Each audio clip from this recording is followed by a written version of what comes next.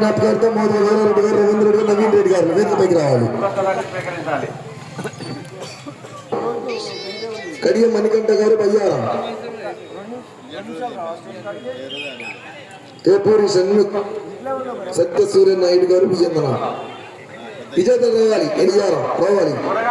మూడో బహుమతిని చంద్ర వెంకటేశ్వర గారు వేర్లపాడు ఎన్టీఆర్ జిల్లా రావాలి.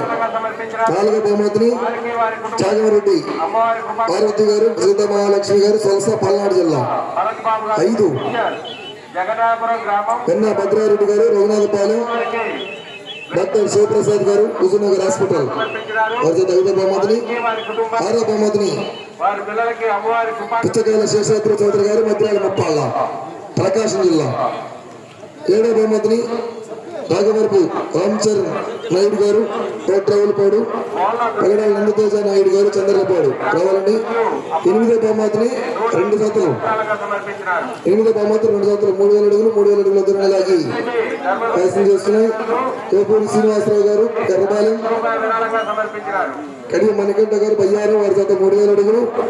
అదేవిధంగా మరొక జత పుస్స రామాంజయ నాయుడు గారు మేలచెరువు వారి జత కూడా 2 జతలు 3000 సమాన దూరం లాగి 8వ బహుమతిని కైవసం చేసుకున్నారు. 2 జతలు